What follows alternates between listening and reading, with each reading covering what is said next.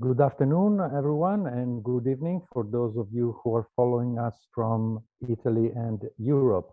My name is Paolo Barlera. I'm the Deputy Director of the Italian Cultural Institute of New York, and it is my pleasure to welcome you to today's webinar or presentation of the project The Other Shapes of Me by Emilio Vavarella.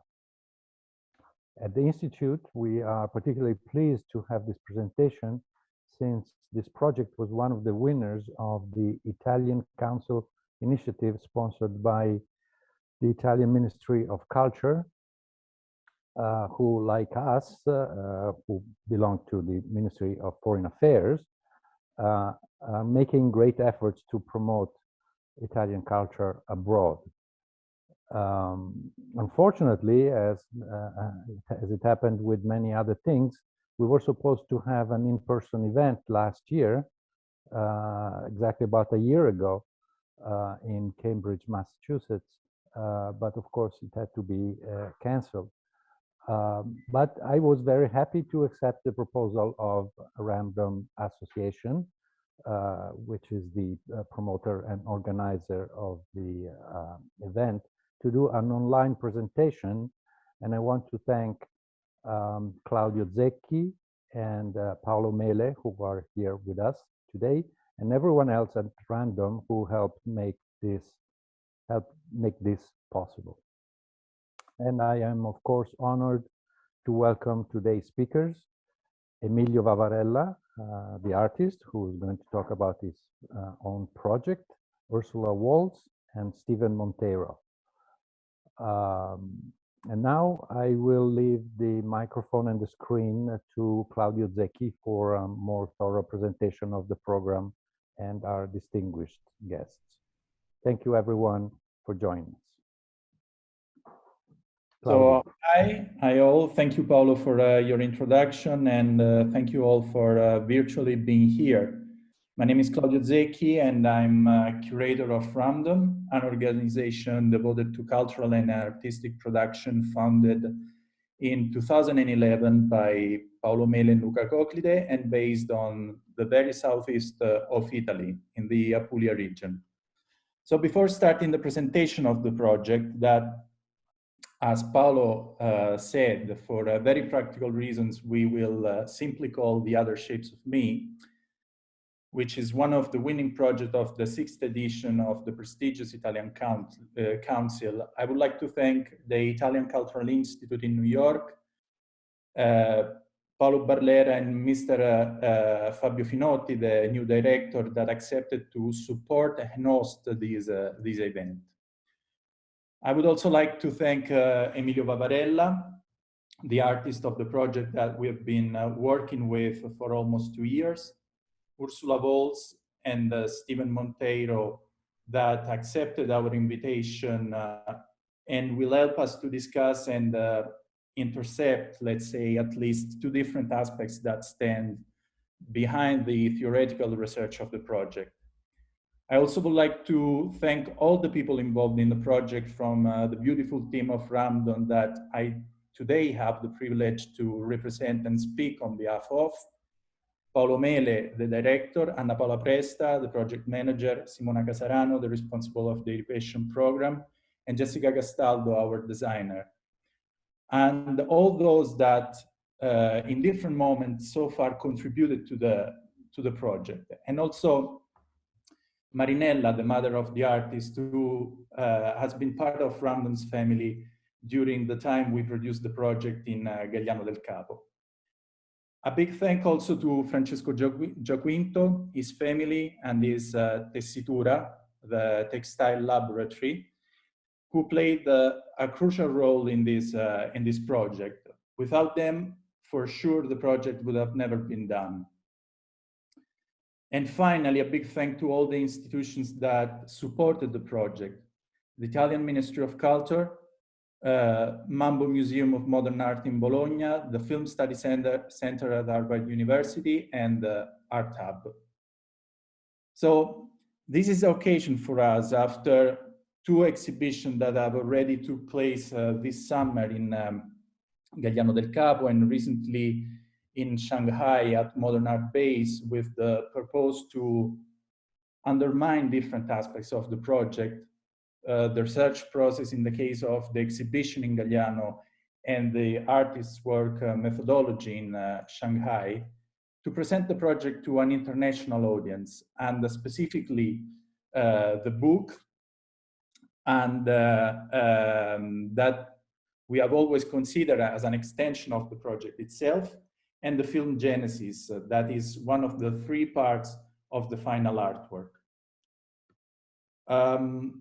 I will try to briefly give the whole picture and the circumstances under which the project has been realized from its very beginning. Due to its complexity, the project can be described in many, many different ways and under many different lights. Using, let's say, the institutional definition that we have used for the presentation of the project so far, the work is, and I quote, the result of a research into the origin of binary technology and into its most advanced application. The whole title, the source code that you see on my background, RS54 and so on, the other shapes of me, refers in fact to the first line of text resulting from the genotyping of Emilio's DNA, translated into a textile, a large fabric, through the labor of his mother using a 19th century Jacquard loom, which is one, or can be considered one of the first modern computational machine. The result is a monumental, I would say, gigantic work, a triptych composed of a fabric, a loom, and a video that will very soon be part of the permanent collection of the MAMbo Museum. So now, what is actually interesting to describe is, as I said at the beginning, the circumstances under which the project has been produced. The entire work has been in fact produced in Italy, in Galliano del Capo, at Tessitura Giaquinto, the textile laboratory in fact, and it is an extraordinary example of the fruitful relationship between the visual arts and the artisan tradition as a choice, in this case, of existence and resistance of a territory, but it's also an extraordinary example of how the territory, its resources and its potential can dialogue with a wider scale and an international context. So when I talk about the scale, I of course mean not only the geographical scale, but also the reflection that can be generated through the intersection of many different disciplines that have theoretically nurtured the project since the very beginning. This is in fact a very complex project that has seen Ramdom involved in many aspects from the very beginning. We have been accomplices of Emilio in the research, experimentation, and in the intellectual process, I would say. And if I have to define the other shapes of me from my perspective, I would say that more than anything else, it is an expanded research laboratory, a laboratory in which different aspects enter in different moments, both from the point of view of the production of the work and from the point of view of the disciplines that the project has intercepted, such as art, philosophy, bioengineering, media theory, and so on and so forth. And precisely due to its experimental nature, many other aspects could have been added. And this is why, as I mentioned before, we decided to present it through a curatorial path. We imagine, in fact, a sort of trilogy that will only at least partially give back its complexity in the approach. And it is exactly also for this reason that we believed since the very beginning that the book is a complementary extension to the project. In fact, we never imagined this publication as an exhibition catalog, but as a book in which all the different disciplines just mentioned find their position in, let's call it the theoretical chessboard.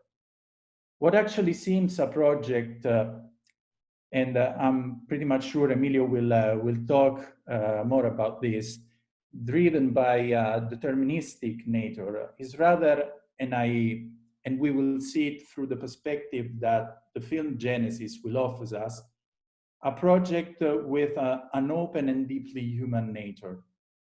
A nature we will see, in fact, a nature evoked by both by Marinella, Emilio's mother, and protagonist of the film,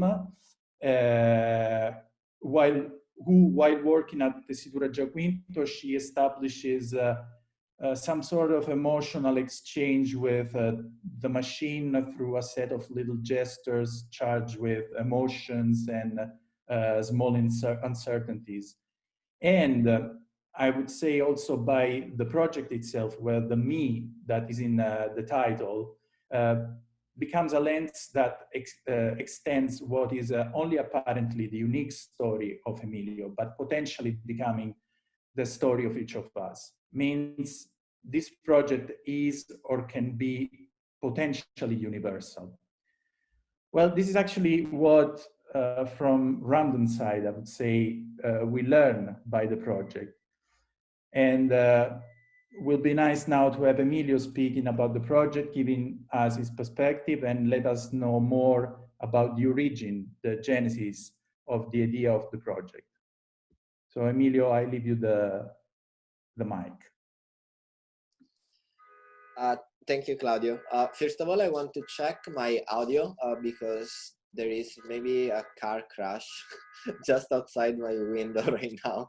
And I don't know if you can all hear some sounds. Okay, if you can hear me, I will start first of all by thanking the Italian Institute of Culture in New York and Ramdom for organizing this. And I will also actually thank you, Claudio, for going through the very long list of credits because that will save some time. I just want to say I'm extremely grateful to all the people who have contributed to this project, which has been long, complex, and has somehow also undergone a lot of trials and tribulations caused by the current global situation. I definitely want to thank both Ursula and Steven for being here today, sharing with us their perspective, but also for their fantastic contributions to the book that Claudio just presented.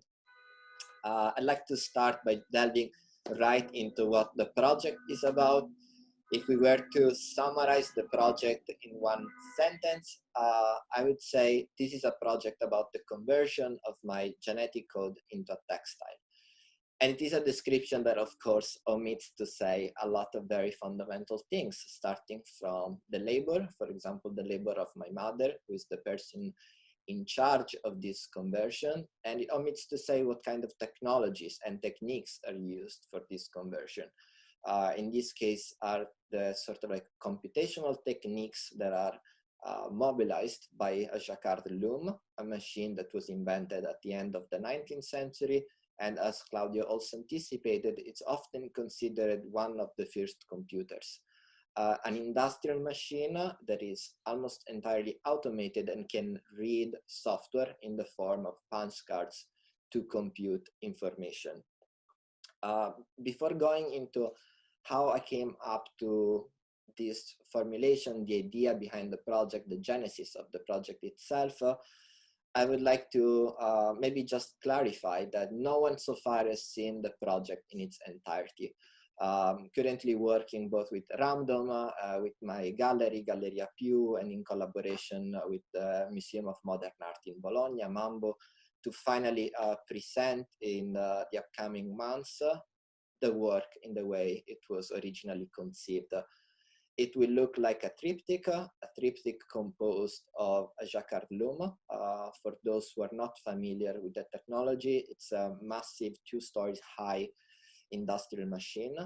To this loom will be attached a textile that is over 80 meters long, and that somehow presents and embodies, encodes my entire genetic code in the form of cotton threads, which have been woven by this Jacquard loom. And the Jacquard loom has been modified to host a film. The film is entitled Genesis, and in a way it documents the production process of the textile. It shows the labor of my mother.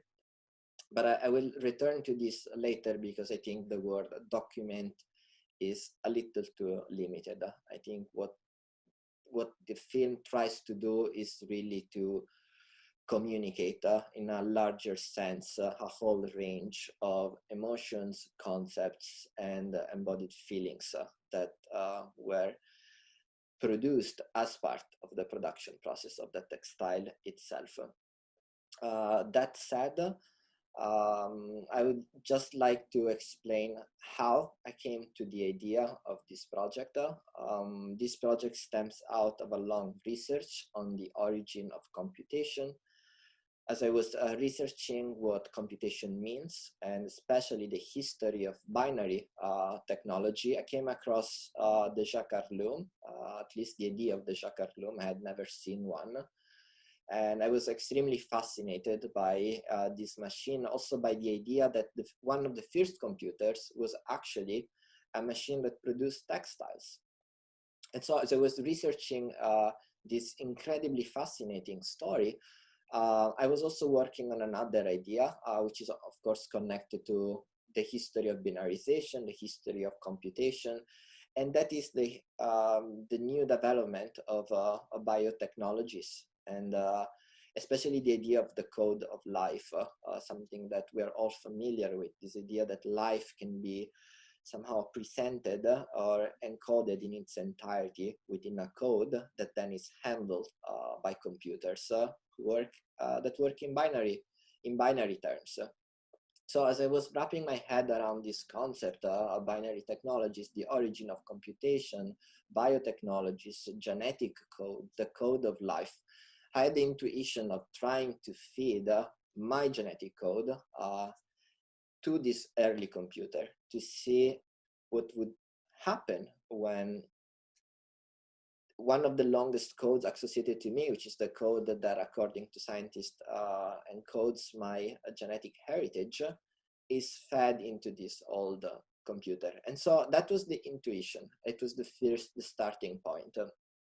Then the more I worked on this idea, the more I discovered that there were other connections, additional layers that added somehow meaning and added even context to the project. These have to do with the history of gender, with the history of science, the history of technology, have to do with media studies, with media philosophy.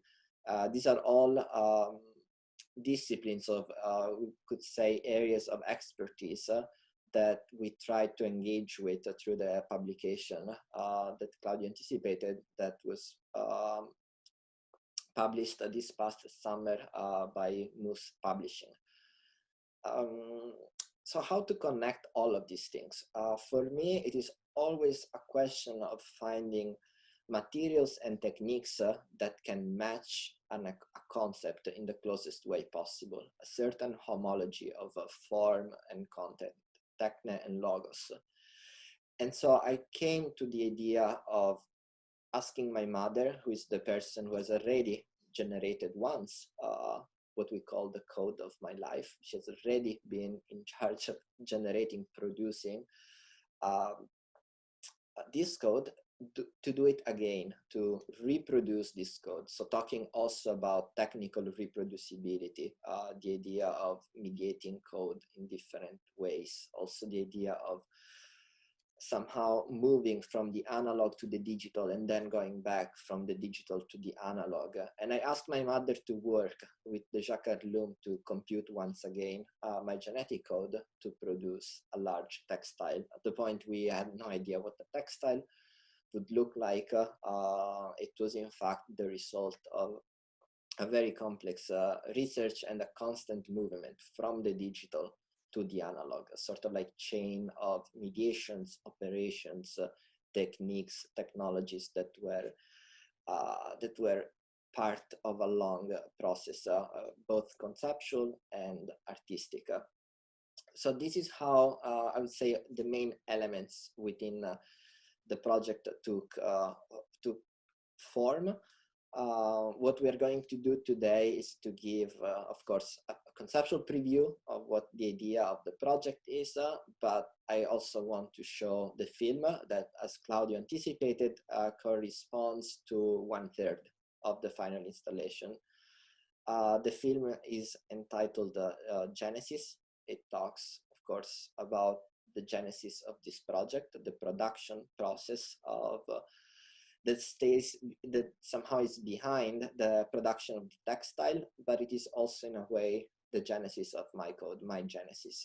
And if you want, it's also a work of love for my mother and her labor, and also the love of my mother for me, which somehow I think transpires by or through the care that she put into this monumental and complex production. So without further ado, I would move to the film, and I will now share the screen, and I hope you will all enjoy this. This is actually the first public screening of the film Genesis.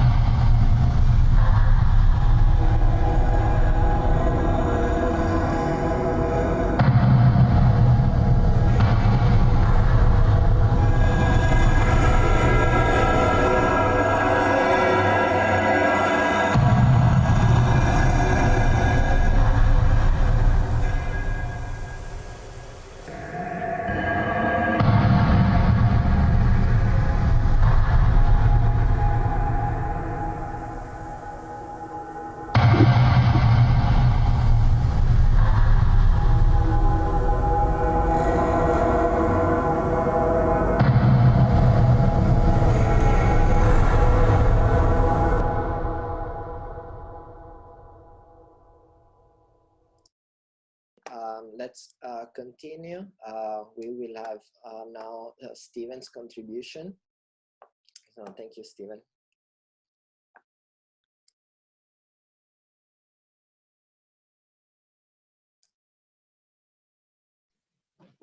Sorry.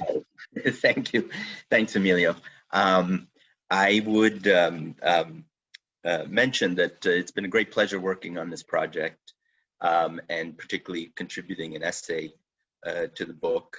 I'm a culture and media scholar in the Communication Studies Department at Concordia in Montreal. And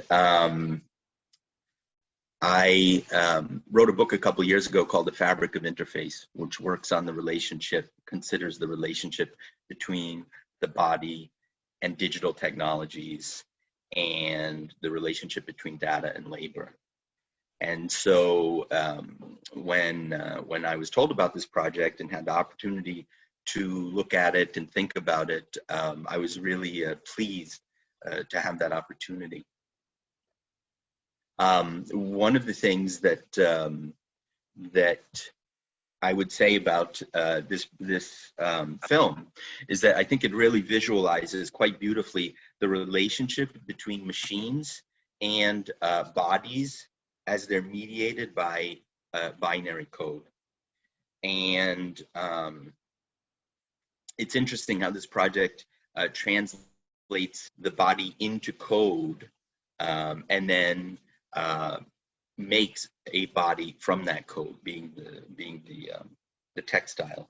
And one of the things that it shows, as Emilio brought up, is the deep roots that exist of digital culture's relationship to the body. One of the things that I find very interesting is that with the history of computing and digital technologies is that paradoxically, computing has been about removing the body. And an example I would give with this is that idea of through the automation of the Jacquard loom, that it would negate the need for weavers. But one of the things that we see is it also computing constantly relies on the body. And we see that in the film with the loom tender and the work that Emilio's mother is doing through all of these different steps of the process. And so one of the things that interests me is thinking about those relationships today, in part in how they relate to the past. And so one of the things that we can think about today is, just as we see the loom, Emilio's mother doing all of that work with the machine to produce this object and allow that process to happen, is the work that we all do today, the labor that we all do today, the sort of immaterial labor of working with our touch screens and our various devices to connect different pieces of data together and to make things. And it's very much a bodily process. You think of touch screens, you think of gestural interfaces, all of these kinds of things. And even today, more and more, the way that facial recognition is being used to create data. So a couple of things, so sort of taking what the Emilio's project and thinking about the sorts of things that I work on and how it relates, that project relates to things that we should think about today. A couple of things that I would have been thinking about is thinking about how we use media today as personal media. And we can think about our smartphones and our smartwatches and these kinds of objects. And they produce certain relationships between the machine, the device, and the body, and relationships between the body and networks and data and production of data from the body through the device. And so we can think about it as personal media in a couple of ways. One is that these are portable, individualized objects like a smartphone that go with us everywhere and have very nearly become a part of us and our physical material practices, as well as sort of our psyche in everyday life. The second thing about this is thinking about it's personal in the sense that it collects data more and more these devices collect data tied to our bodies, changing physical states and actions. A couple of examples of this would be just with location sensing, and so GPS, cell phone pinging, and these kinds of things that can track our body as we move with the device through physical space. Another example, which I think is interesting particularly with this work, is the increasing use of different kinds of health and fitness apps. So Google Fit on a smartphone, the apps on an Apple Watch, using a Fitbit, these sorts of things. And when we think about these, they measure more and more aspects of our physical being and the processes of our body. Things like measuring heartbeat, breathing rate, the oxygen levels in our blood, our walking speed and rate, the number of steps that we've taken in the day, our amount of rest time, the quality of our sleep. All of these things can be monitored by these devices. And what it's not just monitoring them, but it's producing data that then is analyzed by machines in the network, right, on servers. So we have this constant monitoring of the body and converting of physiological processes into binary code and data.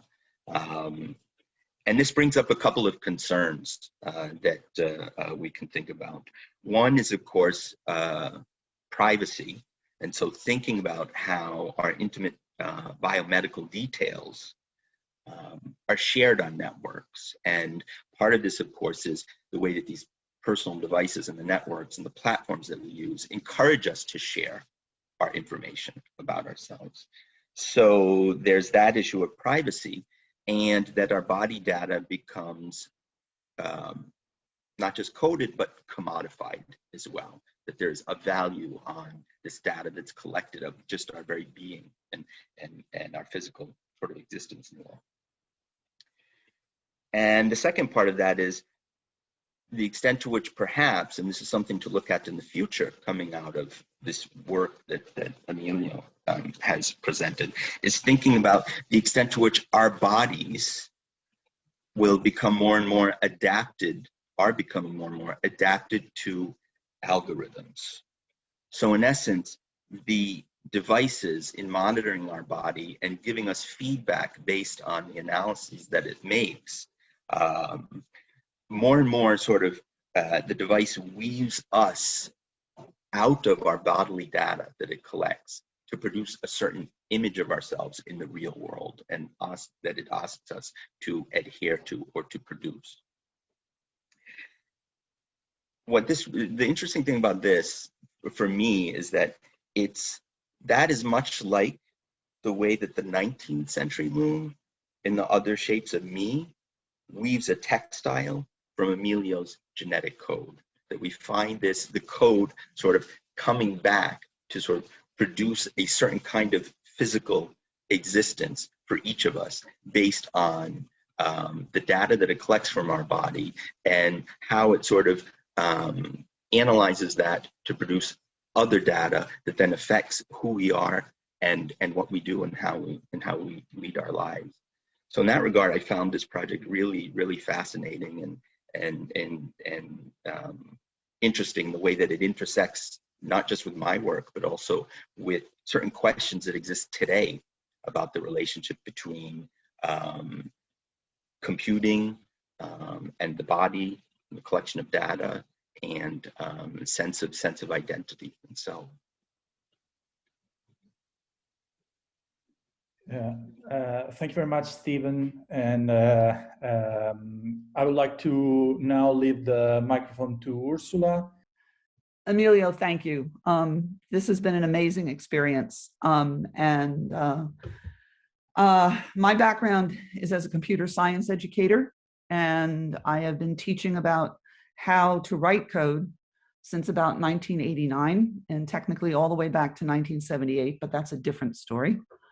But I am also a crafter, and among other things today, I have some weaving and some patchwork quilting that various friends have done. And what I want to talk about is this notion of crafting and computing, and especially in the context of the film, where there was an immense amount of time taken to set up the loom, but once the loom got going, we went pretty well. My shtick about code crafting is that we launched a website in July 28th of 2019 for a SIGGRAPH studio installation that was invited to allow people to explore how quickly you could learn to code using a language called Turtle Stitch on domestic embroidery machines. So the site, I'm going to read this one because this is my shtick. The site presents the audacious assertion that computer programming coding concepts originated not with the Jacquard loom, but millennia ago through textile production of crocheting, embroidery, quilting, weaving, and knitting.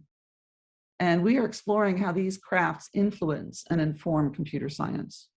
And we're doing this both in the classroom and in all kinds of community-based activities. So let's start with crocheting. What we use crocheting for is that in classes at 3 different colleges, each student in a code crafting class contributed an individual granny square to the whole, which we pieced together. Lessons included reading patterns, executing, debugging, modifying patterns, as well as a modular approach to thinking about how we do collaborative computer science.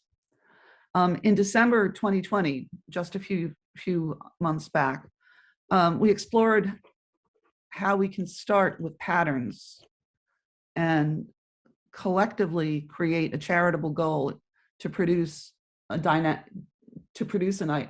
network.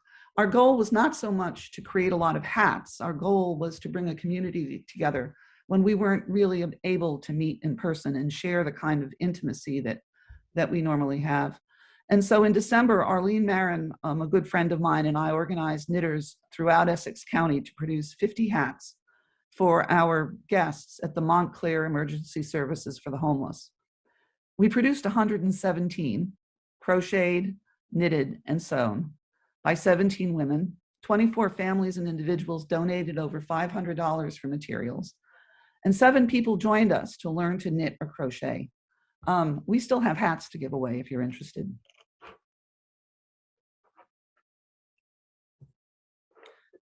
So machine embroidery gave us a different take on coding and crafting. And these images were produced through Andrea Mayer Stadler's Turtle Stitch, and the connection is there. Turtle Stitch is being used worldwide, but machine embroidery really provides a vehicle for exploring single thread algorithms, different from weaving, okay, but single thread algorithms, literally. It also highlights how visualizations is an approximation for reality. What you can see on here is a couple of the images have raised feel, and you don't see that in the visualization. You lose information sometimes when you are putting things on a computer screen. Arlene leads a group called the Crazy Quilters and in Montclair, New Jersey, and she taught me how to piece together embroidery squares to create a vehicle for sharing group work.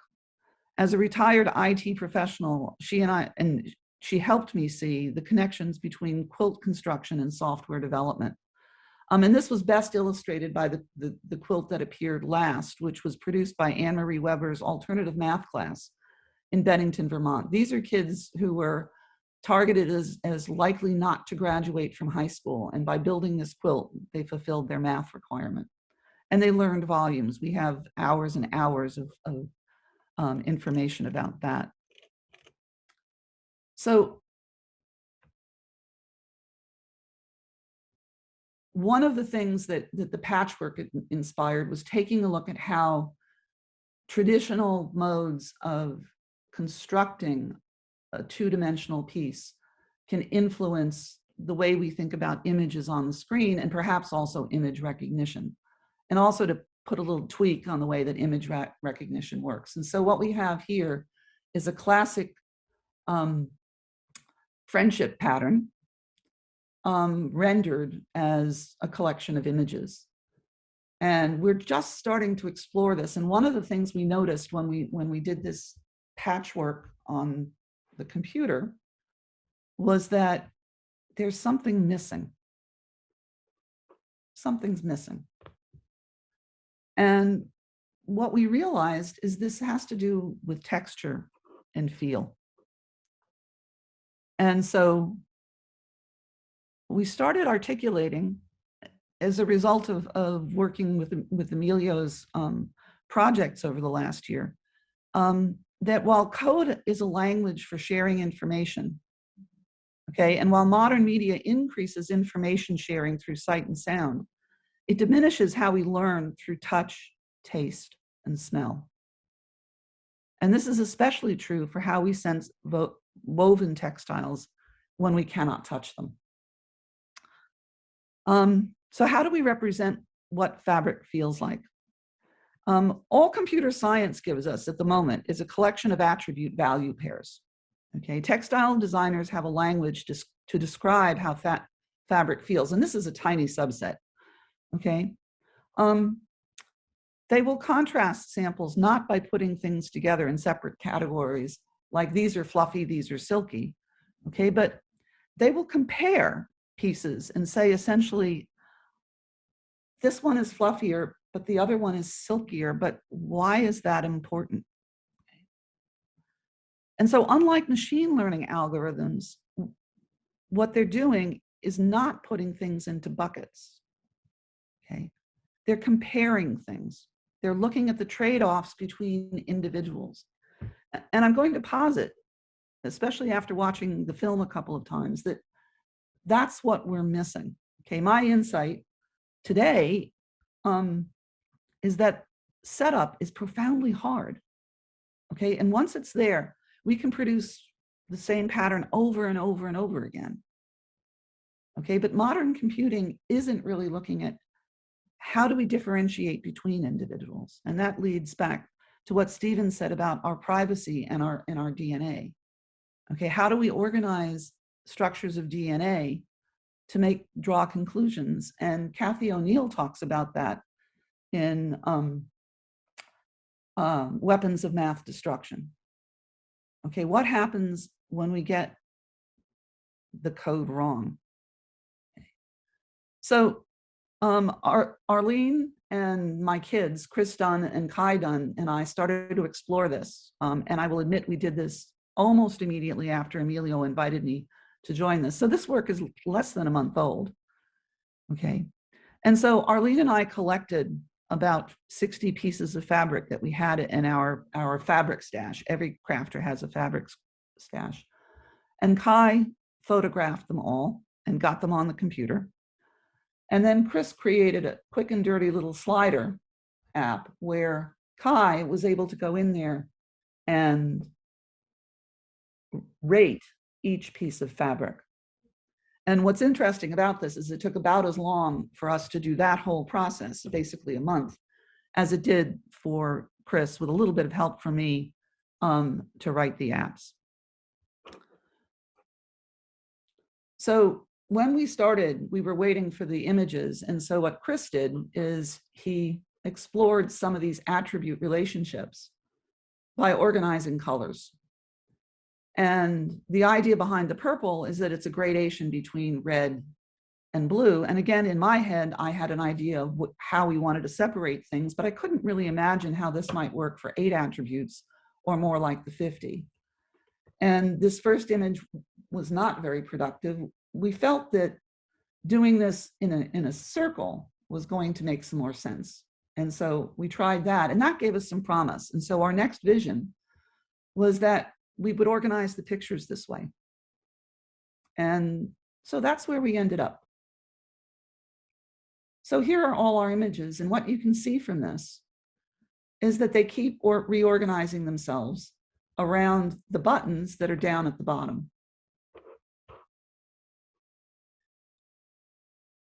And you can see that under certain circumstances, there are outliers and that there's a lot of clustering. And we're happy with this. Okay, this is only a week old or so. But it was the first attempt at trying to understand how vision and animation and interactivity can allow us to think about the relationship purely around the feel of the fabric. Okay. And so this is where, to prevent me from talking for an hour,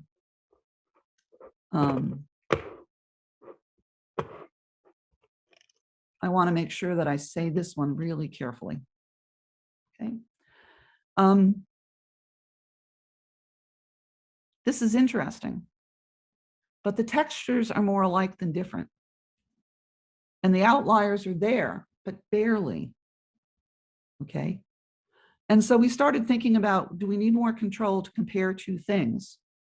Okay. But we're also not completely convinced that our code is correct. And we're also curious about how visualizing this in 3D and being able to move around them might help us. Okay, but finally, there's this question of the integrity of the data, which Stephen hinted at, and which is there in the film and the book, but we don't really talk about this. It's this idea of privacy. Okay. So Kai rated the squares late one night after a full day at work.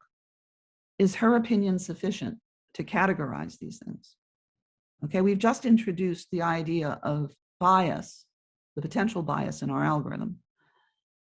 Should we crowdsource it? What if we got hundreds of people to use the rater? But the problem there is, how do we get the fabric to them? And the fabrics are going to be different because, well, there's all kinds of physical stuff there. Okay. And then finally, why in the world do we care? Okay, so this is interesting, but why do we need to feel fabric? Okay. And so by trying to explore how do we represent fabric, are we simply going down a rabbit hole to follow a shiny object, which being an AI researcher, I can say, yeah, we do that all the time. Okay. Now, the reason for it is that textile manufacturers would die for a tool that shortcuts sending swatches to customers, okay, or having customers visit their factory in China, especially now. Okay.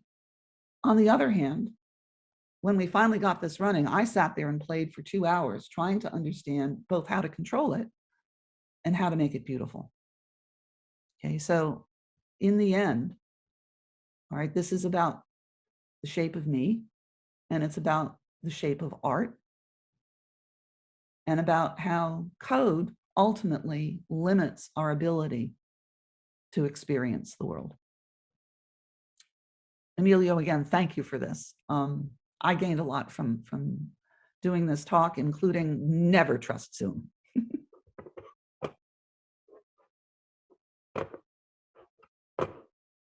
Okay.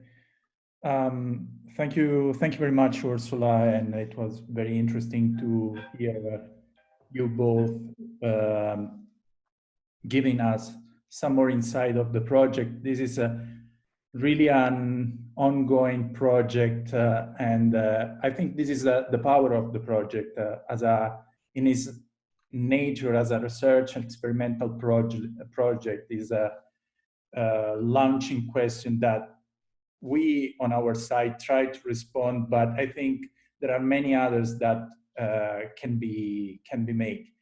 And this was also the challenge when we decided we start conversating, we start talking with Emilio at the very beginning of the project. Picking Emilio was a challenge, actually, because he's an artist, but he's also a researcher, and we knew since the very beginning that we were kind of at the cusp of this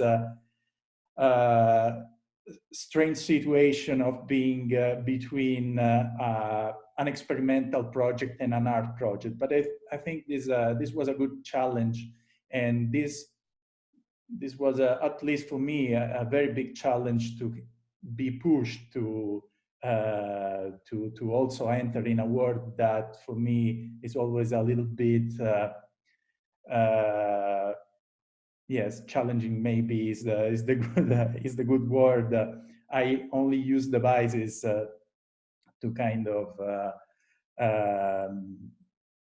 as a help for my daily life. But as I said, this the power of this project is it has been launched in question, and many others could have been launched during the project, and maybe this is also a good platform to kind of sharing ideas if you want in this moment, or asking questions, or if you want, Emilio and I, we can go through some Q&A. Claudio, thank you. I would like to offer maybe just one quick remark. It's not necessarily an answer, but you know, drawing from both Steven's and Ursula's presentations, I got so many ideas. And so first of all, I want to preface the fact that as an artist, when we artists put our work out there, it can easily turn into a sterile moment when you feel like you are done, your work is over, the project is complete. For me as a researcher, I always want to keep the exchange open. And even today, presenting my film, it becomes the opportunity to then learn something new from the perspective of other people. And that I just want to like underline how important that is for me, and how relevant I think it becomes for an art practice that has a more expanded social value. It becomes really a platform through which people can share their own work, converse, challenge each other, address larger issues. And so talking about issues, for example, it was very interesting for me to see how there was a connection between these last two interventions that had to do with the idea of the body. And this is not something that we planned in advance, but Stephen, you talked about the removal of the body at the beginning of technology, this idea of really like removing the biological forms, which is something that I have also encountered many times. And just this past week, for example, I was looking at 17th century mechanics, and I found the design of an automatic lathe that had been built or designed, not built, designed by Jacquard, and he designed it in such a way that there was no space for a human to actually operate it. It was just a self-autonomous machine, self-enclosed, and that was really the idea of this technology that don't require human intervention. And yet, you know, also going through the theoretical excursus that you created for us, then there was this idea of rethinking the body, even as almost as a sort of like technological infrastructure from which data is extracted, is elaborated, and then is it becomes a commodity. So it becomes part of a larger exchange system.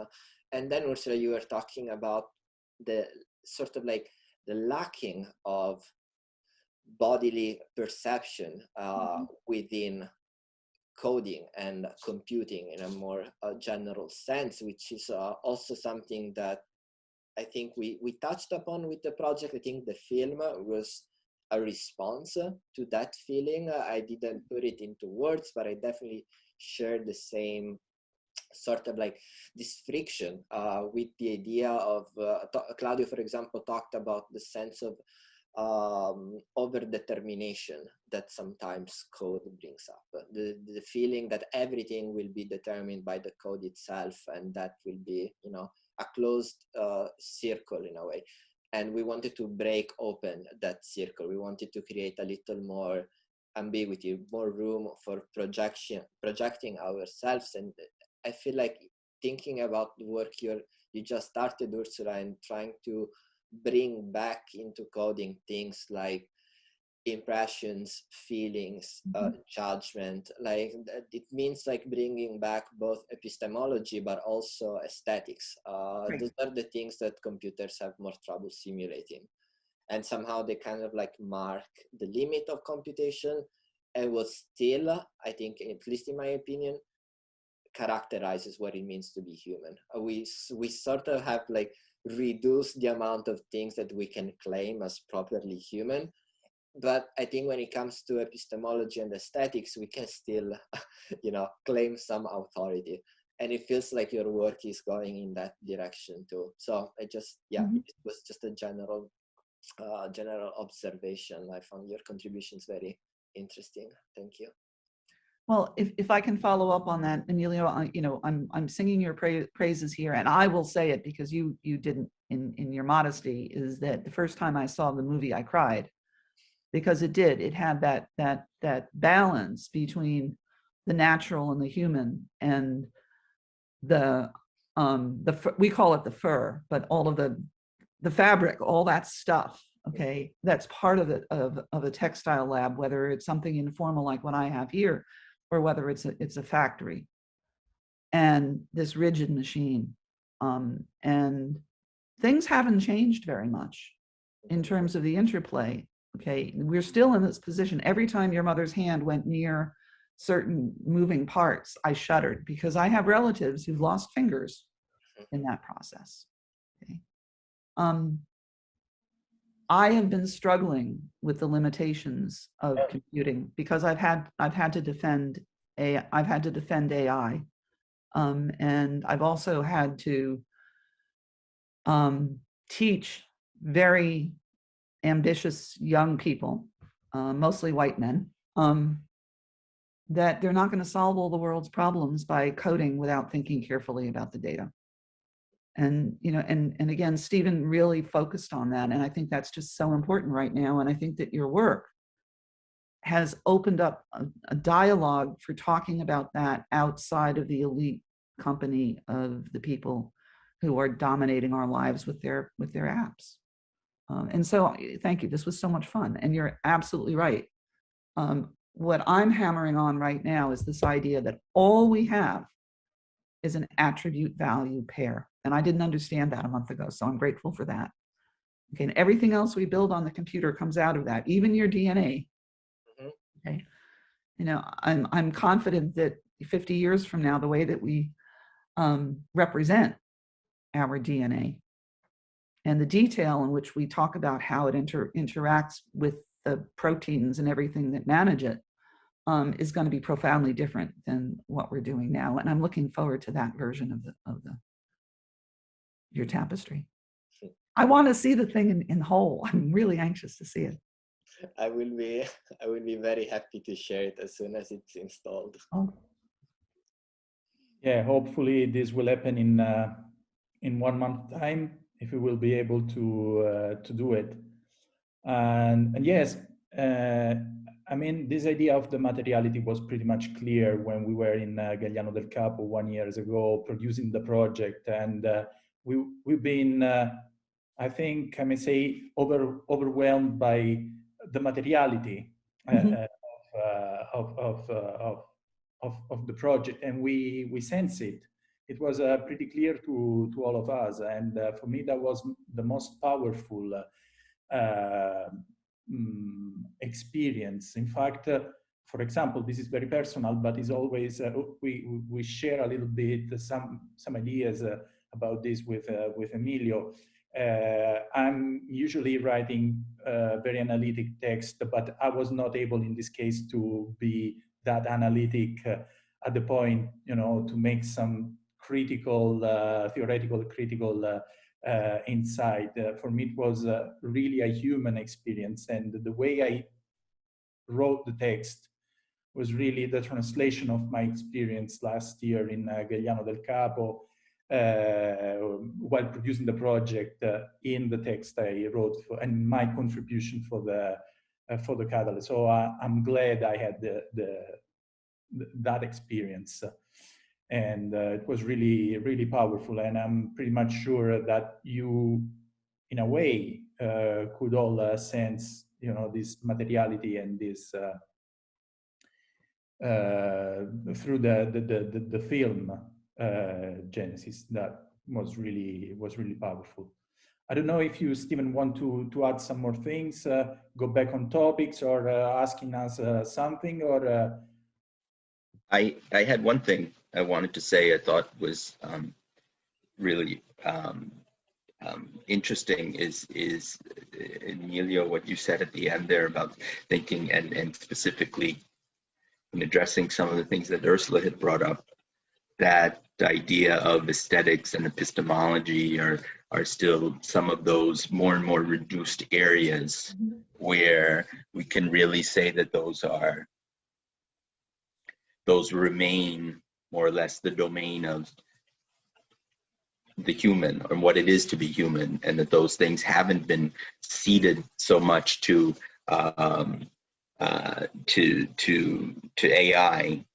And I think what you just brought up as well, Claudio, talking about how this project worked, particularly when it's one that's focused on the history of computing and the development of binary code and the ways that binary code have shaped the world, right? That it's interesting in talking about how your sort of approach to the project, that aspect of those things that are sort of physical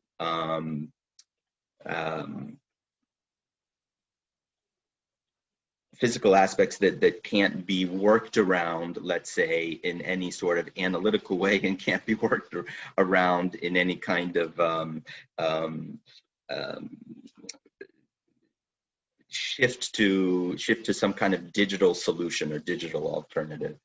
And that's one of the things that I find really interesting, and it's also with the work that you're doing, Ursula, which is really fascinating, is that even what's interesting about these kinds of projects is that what we see in sort of the failures or difficulties of the project is where we see sort of the richness of the human experience and human capabilities and human intervention and creativity and all of these things. So in that regard, I mean, I think there were some very interesting sort of ideas coming out of this, as you said, Emilio, that were not necessarily the intention of any of us in sort of coming together around this event and this work. Yes, and if I may add one thing that is, I think, very much linked to what you just finished to say, Stephen. At the very beginning, when we launched the project, we very much stressed this idea of a performative project that at some point disappeared, and I think came back in another way. It was really a very performative project. The way, and I don't want to use the word performative in like in the art meaning, but it was really more an experience, and this was really powerful. But I think, Emilio, I don't know, I propose you this again, to use performative as a good way to describe maybe what we experienced back in Galliano, to give a sense at least of the days we produced the project. Yeah, I mean, what I like about the term performance is that it really puts the emphasis on the process. And this was a very process-oriented project. Everything was a process, everything is still a process. I think even the way we explain the project every time we're asked to do so, it's a working process. Like, how do we do it? Because it can, as you said at the beginning, can be done in a number of different ways. And I think also talking in terms of performance really somehow puts the spotlight away from the final product to what comes before and after. Mm-hmm. And that for me is extremely important. And that again puts emphasis on research. And research is what I'm fascinated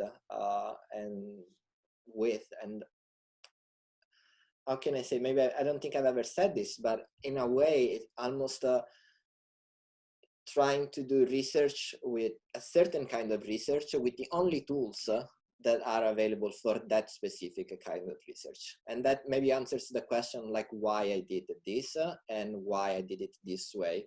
Because in a way, this was the only way to do it.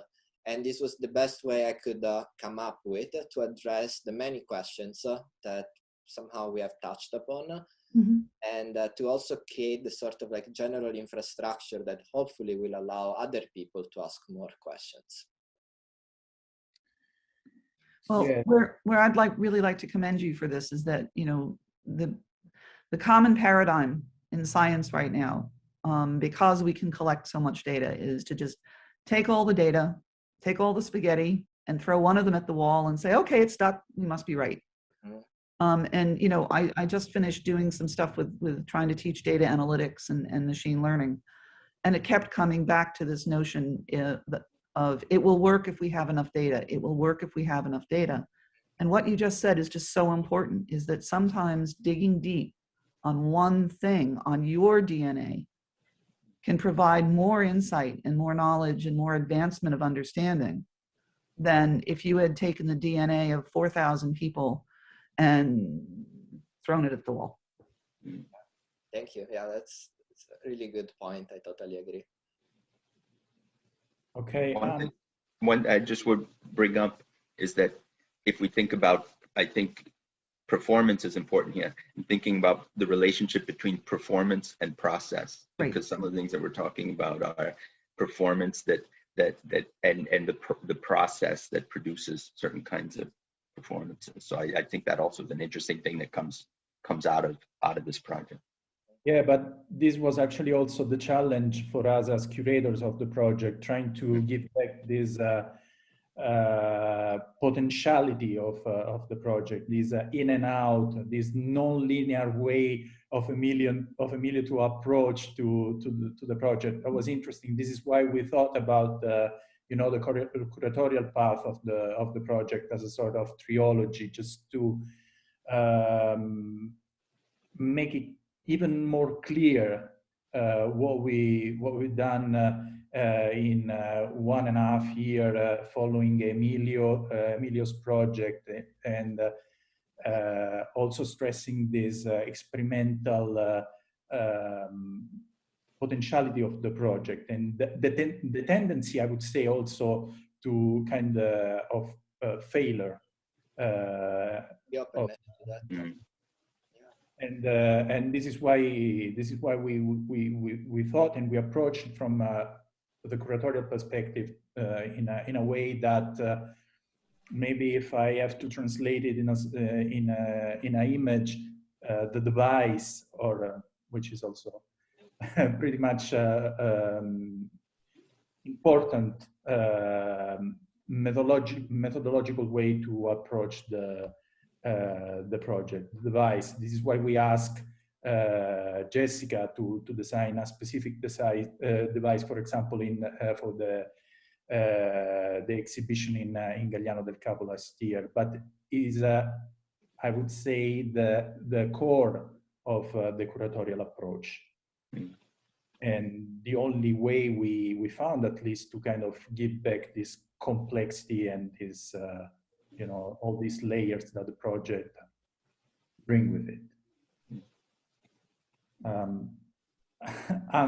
I don't know, is already 1.5 hours we talk about the project. I'm very sorry, I have to cut the conversation. I don't know if you, Paolo Barlera, want to add one more thing now. Otherwise, I hope this will be the occasion this will be a starting point for us to kind of continue the conversation over Emilio's project and other project if possible. And thank you very much again for accepting our invitation. And that's all. And I don't know, Paolo, if you want to say I something. just want to thank everybody for participating and giving your very valuable thoughts about this project, and encourage Emilio to continue on his career both as a PhD student and as an artist, and also Ramdom to continue their support of young artists, Italian young artists. Thank you again. Thank you very much.